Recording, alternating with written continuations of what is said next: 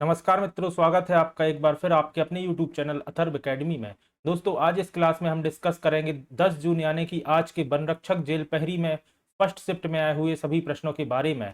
तो वीडियो को पूरा जरूर देखिएगा। प्रश्न पूछा गया था, किस मंत्रालय ने एकलव्य मॉडल आवासीय विद्यालय लॉन्च किया है? तो दोस्तों, यह जनजातीय कार्य मंत्रालय ने किया है और इसकी शुरुआत वर्ष 1997-98 में हुई थी। इसे जनजातीय मामलों के मंत्रालय द्वारा कार्यान्वित किया जा रहा है।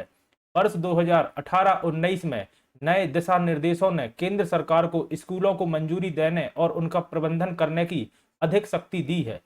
एकलव्य मॉडल आवासीय विद्यालय, जिसे EMRS कहा जाता है, इसकी योजना दूरस्थ क्षेत्रों में अनुसूचित जनजाति के छात्रों को कक्षा 6वीं से 12वीं तक के छात्रों को गुणवत्तापूर्वक शिक्षा प्रदान करने के लिए केंद्रीय क्षेत्र की योजना के रूप में लागू किया जा रहा है, ताकि उन्हें शिक्षा के सर्वोत्तम अवसरों तक पहुंचने में सक्षम बनाया जा सके और उन्हें आम जनता के बराबर लाना इसका मुख्य उद्देश्य है।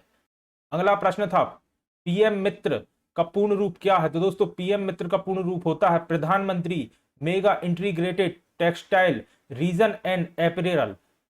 प्रधानमंत्री या प्रधान मित्र योजना के अंतर्गत देश भर में 7 इंटीग्रेटेड टेक्सटाइल पार्क का निर्माण किया जाएगा, जिससे एक ही जगह पर स्पिनिंग, बुनाई, प्रोसेसिंग, डाई एवं प्रिंटिंग से लेकर कपड़ों की मैन्युफैक्चरिंग तक का काम किया जाएगा। प्रधानमंत्री मित्र योजना के माध्यम से टेक्सटाइल एवं मैन्युफैक्चरिंग क्षेत्र में बहुत बड़ी क्रांति आएगी। अगला प्रश्न था, बिरजू महाराज का संबंध किस क्षेत्र से है? तो दोस्तों, बिरजू महाराज का संबंध शास्त्रीय नृत्य से है। बिरजू महाराज प्रसिद्ध भारतीय कथक नर्तक थे। उनका जन्म लखनऊ उत्तर प्रदेश में हुआ था, याद रखिएगा। अगला प्रश्न था, 2022 में SCO सम्मेलन कहां हुआ था?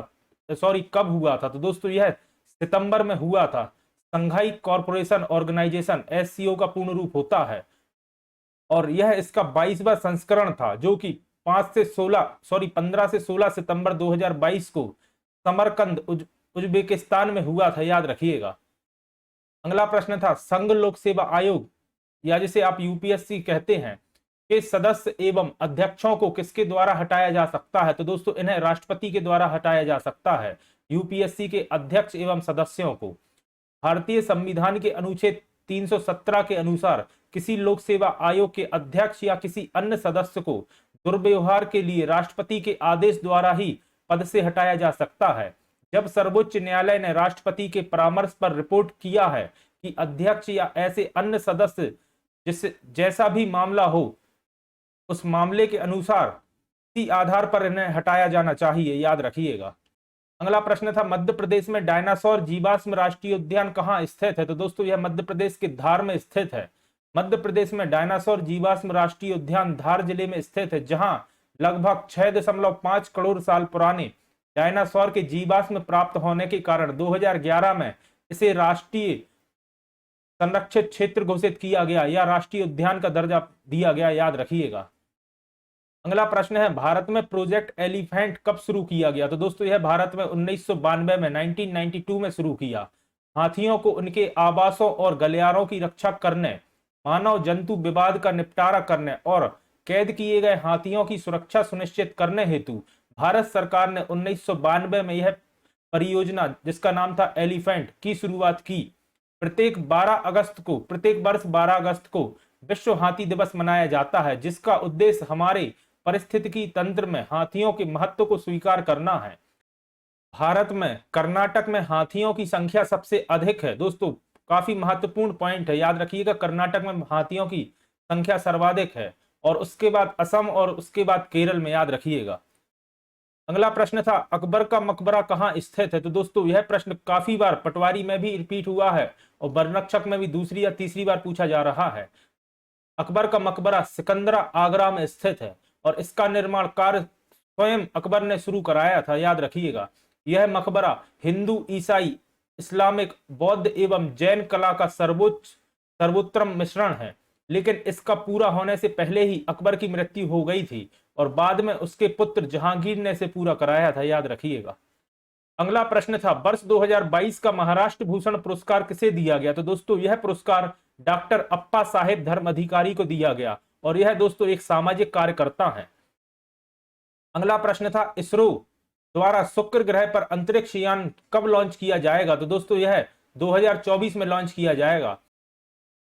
शुक्रयान मिशन में इसरो एक स्पेसक्राफ्ट बनाएगा जो कि शुक्र ग्रह के चारों ओर चक्कर लगाते हुए उसकी स्टडी करेगा। इसकी लॉन्चिंग की शेड्यूल डेट दिसंबर 2024 है।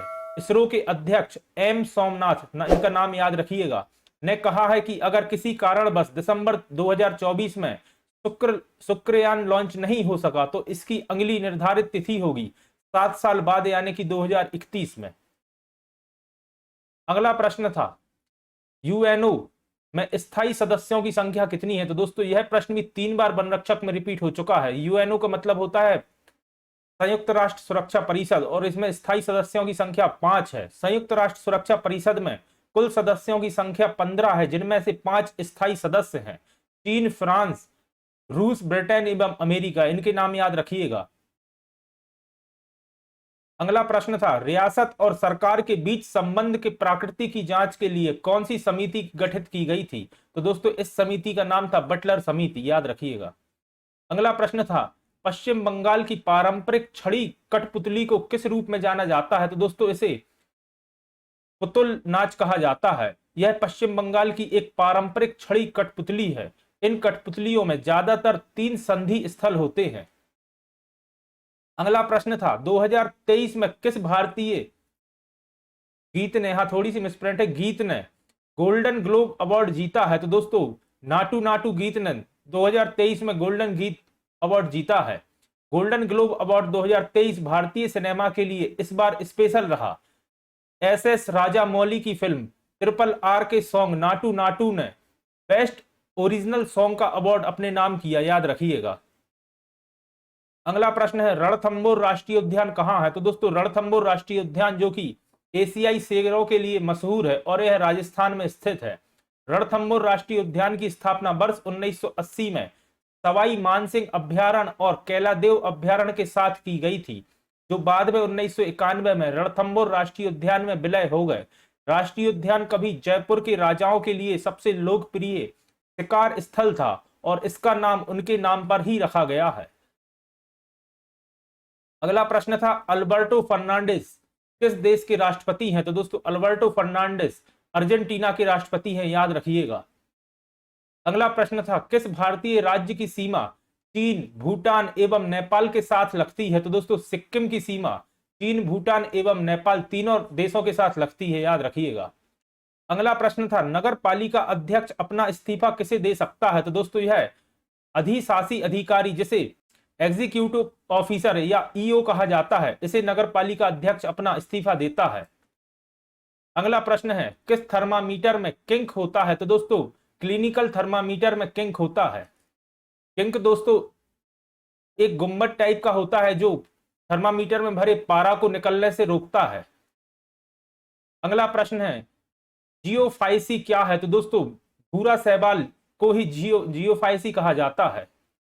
अगला प्रश्न था पोटेशियम का प्रतीक चिन्ह क्या है? तो दोस्तों के पोटेशियम का प्रतीक चिन्ह होता है।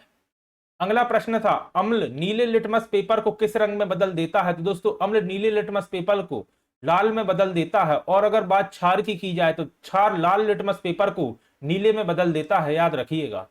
अगला प्रश्न था हीरे और ग्रेफाइट में क्या समानता है? तो दोस्तों यह दोनों ही कार्बन के बने होते हैं। तो दोस्तों ये थे वह प्रश्न जो मुझे स्टूडेंट के माध्यम से मिल सके हैं। आशा करता हूं आपके लिए उपयोगी साबित होंगे। अगर आज की वीडियो आपको पसंद आई है तो वीडियो को लाइक करें, और अगर आप चैनल पर नए हैं और अभी तक आपने चैनल को सब्सक्राइब नहीं किया है तो चैनल को सब्सक्राइब करें और ज्यादा से ज्यादा लोगों तक शेयर करें। धन्यवाद दोस्तों।